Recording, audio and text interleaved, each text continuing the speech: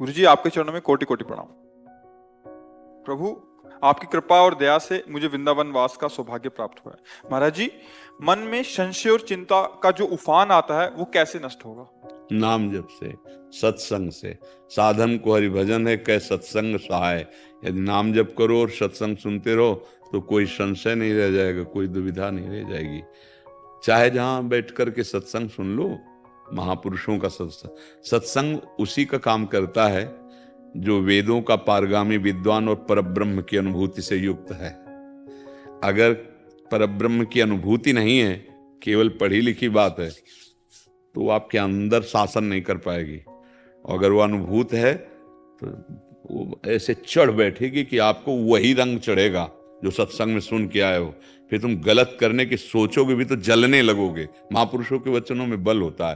तो यदि हम सत्संग सुनते रहें तो सब संशयों की निवृत्ति हो जाएगी। और जो नहीं करना चाहिए वो मन जबरदस्ती करने के लिए प्रेरित करता है, हम कमजोर हैं, वहां नाम बल पैदा कर देगा, आपकी कमजोरी हट जाएगी। जैसे कामाकर्षण कर रहा है, क्रोध है, लोभ है, मोह है, मद है, हमें लगता है कि हमें नहीं करना चाहिए पर हमारे द्वारा हो जाता है, वो और कोई नहीं करा लेता है। आपकी चाह है, आप समझ नहीं पा रहे हैं, उसमें सुख बुद्धि है, मातृ बुद्धि है, आप समझ नहीं पा रहे हैं। आप संभलना चाहते पर संभल नहीं पा रहे हैं, उसका कारण है भजन बल कम है। मतलब है भी तो कम है।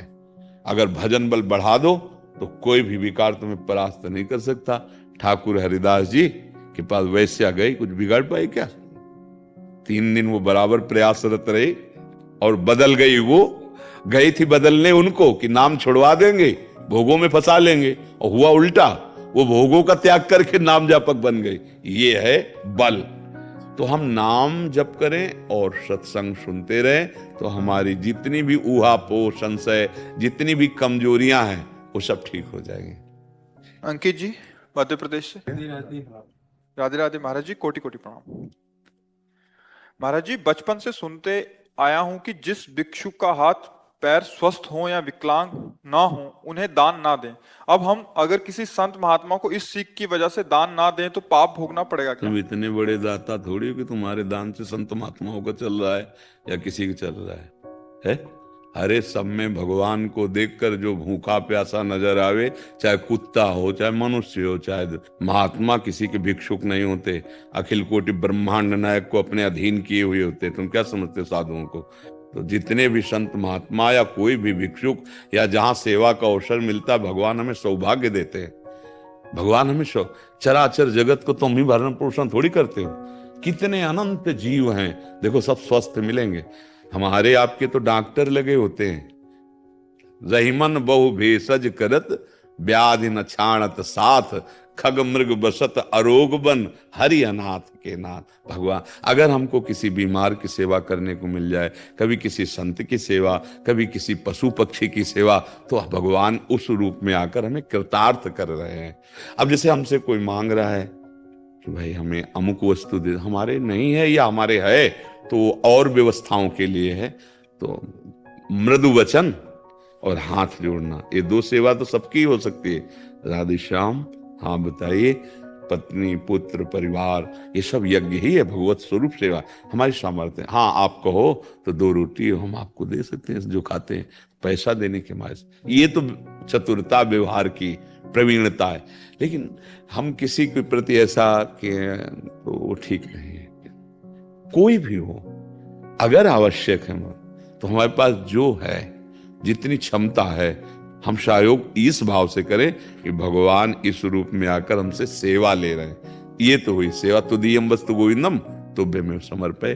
पर दाता बनना नहीं, दाता तो एक राम जी है, हरि ही है। हम तो ये बात समझने के लिए ही ठाकुर जी ने आपको यहां भेजा है।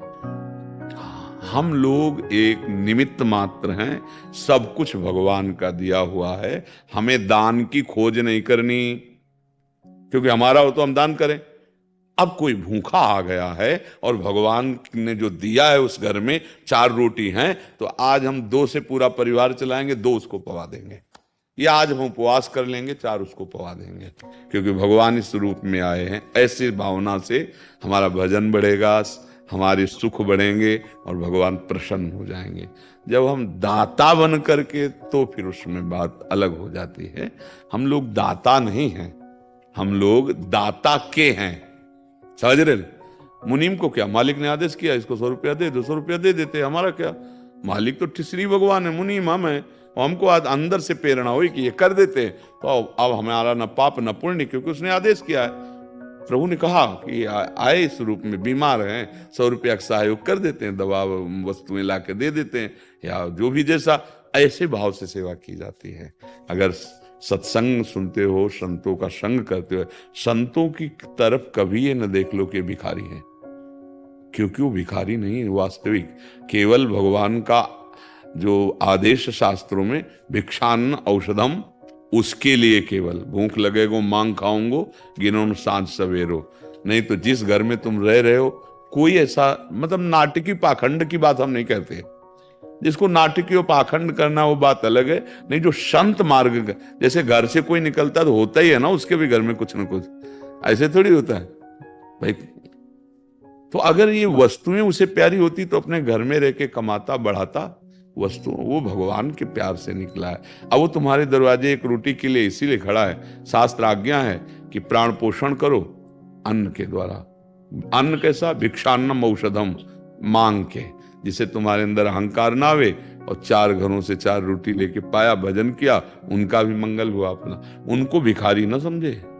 अच्छा, संत कभी रुपया मांगेंगे नहीं, रुपया मांगना उनके जीवन में नहीं हो सकता। बात किसी भी लक्ष्य के लिए, दवाई के लिए, यज्ञ के लिए, भंडारे के लिए, जो भगवान का आश्रित है, ऐसे रुपया के लिए नहीं कर सकता। ये पक्की बात है, पक्की बात। भुगतें और दें न जा चाहिए, वो आनंद में डूबे रहते हैं।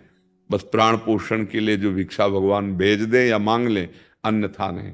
जीवन में ऐसे कि नहीं, ऐसा कभी जी। और बड़ा चमत्कार होता है जब भगवान का आश्रय होता है।